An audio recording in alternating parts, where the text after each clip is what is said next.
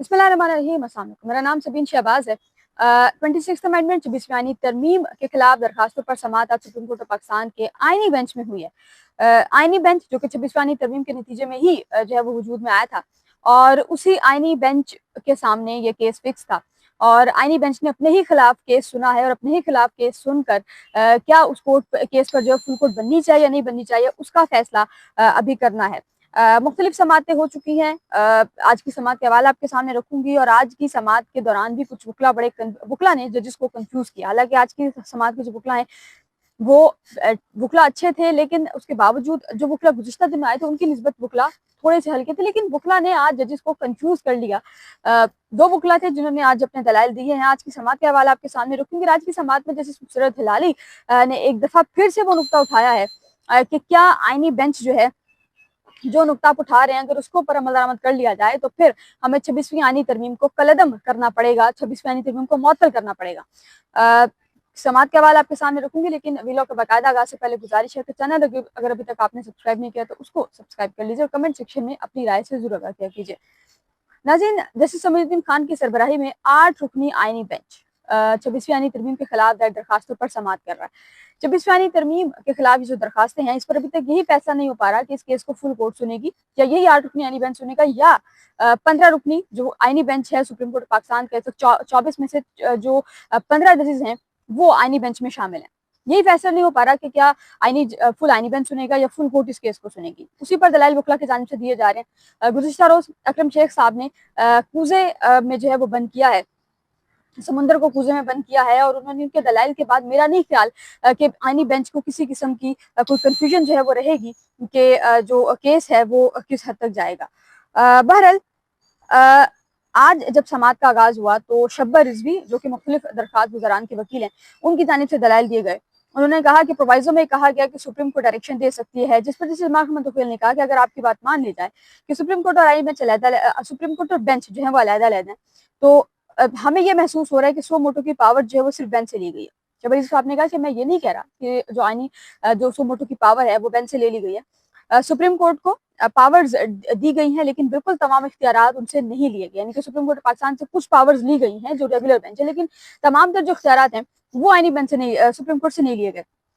जिसमें से तिलाली साहिबा ने यहाँ पर तिलाली साहिबा ने वही पॉइंट उठाया जो वो गुज़िश्ता 3-4 समातों में उठाती है। उन्होंने कहा कि अगर आप ये बात कर रहे हैं तो फिर हमें ये करना पड़ेगा कि 26वीं आईनी तरमीम के खिलाफ चूंकि ये दरखास्तें हैं, तो हमें फिर 26वीं आईनी तरमीम के तहत ही से पहले की जो दरखास्तें हैं उसको सुनना पड़ेगा। उन्होंने कहा कि हमें फिर पहले जो 26वीं आईनी तरमीम से पहले का जो कानून मौजूद है उसमें जाना पड़ेगा, और 26वीं आईनी तरमीम को मुअत्तल करना पड़ेगा पहले, उसके बाद हम ये केस सुन सकते हैं।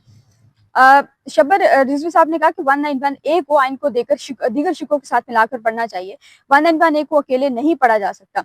अब ये 191 ए पे बेंच रिलाई इसलिए कर रहा है क्योंकि 191 ए जो है ये हामिद खान साहब ने पहली समात के दलाइल दिए, तो उन्होंने कहा था कि आर्टिकल 191 ए को आप साइड पर रख दीजिए। जजेस ने उनकी ये बात पकड़ी हुई है, और इस बात पर डेली बेसिस पर जो भी वकील दलाइल दे रहा होता है 191 ए का सवाल उनसे लाजमी किया जाता है, और नाम लिए बगैर हामिद खान पर जो तनकीद है वो की जाती है। अच्छा, आज की समात में शब्बर रिजवी साहब जो हैं उन्होंने मुख्तलिफ अदालती फैसलों के हवाले भी दिए। उन्होंने जो फैसले इस हवाले से आए हैं जिस पे फुल कोर्ट बनाई गई थी उसके हवाले भी जो दिए हैं वो दिए हैं। शब्बर रिजवी साहब ने कहा कि आर्टिकल 191 ए से सुप्रीम कोर्ट का जो है 1843 का इख्तियार खत्म नहीं हुआ। आप भी कह रहे हैं कि 1843 आर्टिकल 191 ए से मुस्तस्ना है।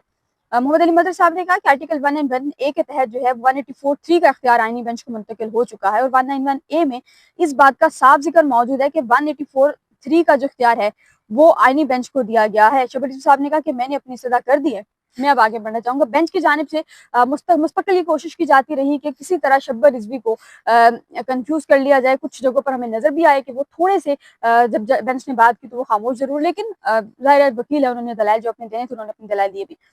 फिर शब्बर रिजवी साहब ने कहा कि आर्टिकल 176, 176 और 191 ए को एक साथ मिलाकर पढ़ा जाए। जब फाकी शरीय अदालत बनाई गई तो उसमें भी बहुत बहस हुई थी, और फाकी शरीय अदालत खसूसी इख्तियारात के बावजूद सुप्रीम कोर्ट का हिस्सा है। फाकी शरीय अदालत बतौर सुप्रीम कोर्ट 187 ए के इख्तियारात भी इस्तेमाल कर सकते हैं, और आर्टिकल 187 मुकम्मल इंसाफ करने के लिए एक मददगार शिक है। अच्छा, यहाँ पर जस्टिस समीउद्दीन खान साहब जो है उनकी जानिब से कहा गया कि यहाँ बेंच के इख्तियारात का सवाल नहीं है। उन्होंने कहा कि यहाँ पर सवाल ये है कि क्या जो सुप्रीम कोर्ट ऑफ पाकिस्तान का ये बेंच केस सुन रहा है, क्या ये बेंच जो है केस सुनने का अहल है, और अगर फुल कोर्ट बनाए تو ہم فل کوٹ ہم خود سے نہیں بنا سکتے، فل کوٹ کے لیے ہمیں معاملہ ٹرانسفر کرنا پڑے گا. تو ہم معاملہ کس کو ٹرانسفر کریں گے؟ اور اگر ہم معاملہ ٹرانسفر کر دیتے ہیں تو پھر چیف جسٹس یہ فل بینچ بنائیں گے، فل کوٹ بنائیں گے، یا پھر جو ہے وہ ججز کمیٹی جو ہے وہ بنائے گی. آج بارہا بھارت میں ہونے والی جو 26ویں بھارت میں ہونے والے جو آئینی بینچ ہے، بھارت کا جو آئینی بینچ ہے، اس کا حوالہ دیا گیا. مختلف جو طرز عمل ہے اسے حوالے دیے گئے. شہباز رضوی صاحب نے کہا کہ بھارت میں آئینی بینچ موجود ہے، وہاں پر چیف جسٹس جو ہے وہ روسٹر بناتا ہے. تو محمد علی مظہر صاحب نے ان کو ٹوکتے ہوئے کہا کہ آپ نے گزشتہ روز بھی بھارت کی ایگزامپل دی تھی. بھارت کی ایگزامپل اگر آپ لے رہے ہیں تو بھارت میں chief justice master of the roster ہوتا ہے. بھارت میں چیف جسٹس آئینی بینچ کا جو بینچ ہے، آئینی بینچ تشکیل دیتا ہے. آئینی بینچ کے لیے ججز ان کو نامزد کرتا ہے. ہمارے یہاں پہ جوڈیشل کمیشن موجود ہے. جوڈیشل کمیشن آئینی بینچ کے لیے ججز کو نامزد کرتا ہے. اگر آپ کی بات مان لی جائے تو پھر جوڈیشل کمیشن کو ہم یہ کہہ سکتے ہیں کہ تمام تر ججز کو آئینی بینچ میں شامل کیا جائے. لیکن اگین وہ یہ ہے کہ چیف جسٹس آئینی بینچ کا حصہ نہیں ہے، چیف جسٹس جوڈیشل کمیشن کا سربراہ ضرور ہے. تو کیا چیف جسٹس کو یہ معاملہ جو ہے وہ ریفر کیا جائے؟ یہاں پر پھر ایک نئی بحث چلی جس محمد علی مظہر صاحب نے کہا کہ اگر ہم فل کوٹ بناتے ہیں تو ہمیں تمام ججز آئینی بینچ کے لیے نامزد کرنا پڑیں گے.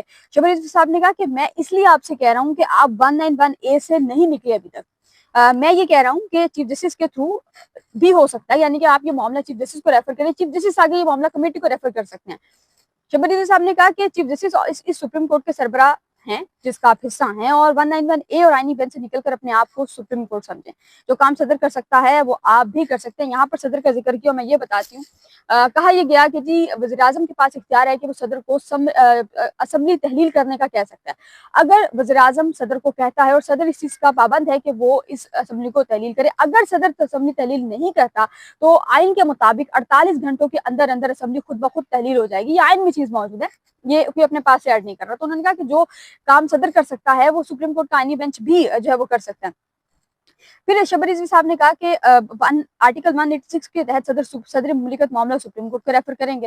چیف جسٹس جب ریفرنس کو دیکھیں گے تو آئینی بینچ کمیٹی کو بھیج دیں گے، اور کمیٹی پھر پریکٹس اینڈ پروسیجر ایکٹ کے تحت آئینی بینچ بنائے گی. یہاں پر جسٹس محمد علی مظہر صاحب کی سوئی گھوم پھر کر اسی جگہ پر آئی ہے کہ جو آئینی بینچ ہے وہی ایک جو ججز کمیٹی ہے جس کا حصہ وہ خود بھی ہیں، ججز کمیٹی آئینی بینچ بنا سکتی ہے، ججز کمیٹی جو ہے وہ بینچز بنا سکتی ہے. بہرحال جو ہے وہ شہباز رضوی صاحب نے اپنے دلائل میں ان کے دلائل کا کرکس یہی رہا کہ 24 کے 24 ججز سپریم کورٹ پاکستان کے یہ کیس سن سکتے ہیں.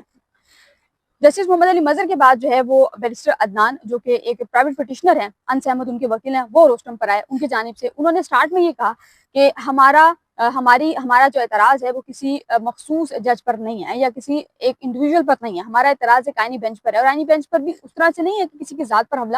ہمارا اعتراض صرف یہ ہے کہ آئینی بینچ یہ کیس نہیں سن سکتا. کیسے نہیں سن سکتا؟ انہوں نے کہا یہ میں اپنے دلائل سے بتاؤں گا.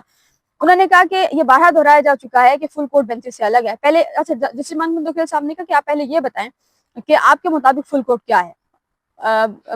وکیل نے کہا کہ جی میرے مطابق جو ہے وہ فل کورٹ کا مطلب تمام ججز ہیں. بینچ تشکیل دیا جاتا ہے، فل کورٹ تشکیل نہیں دیا جاتا. بینچ فل کورٹ کا حصہ ہوتا ہے. فل کورٹ ایک مستقبل باڈی ہوتی ہے، مستقل باڈی جو ہے وہ فل کورٹ ہوتی ہے. جسٹس محمد وکیل صاحب نے کہا کہ آپ یہ کہنا چاہ رہے ہیں کہ فل کورٹ کا وجود وہاں ہمیں معاملہ ریفر کرنا چاہیے. عدنان جو وکیل تھے انہوں نے کہا کہ فل کورٹ جو ہے وہ ہمیشہ موجود رہتا ہے. جسٹس محمد خان صاحب نے کہا کہ آپ چیف جسٹس سے فل کورٹ کی تشکیل کے لیے رجوع کیوں نہیں کرتے.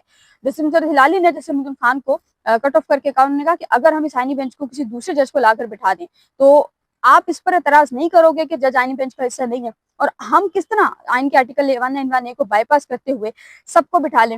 اب سب کو بٹھانے سے مراد یہ ہے کہ جسٹس منصور علی شاہ بھی اسی بینچ میں آئیں گے، جسٹس تمن اللہ بھی اسی بینچ میں آئیں گے، جسٹس عقیل عباسی بھی اسی بینچ میں آئیں گے، جو کہ اس 8 میں سے 7 رکنی بینچ کو منظور نہیں ہو سکتا.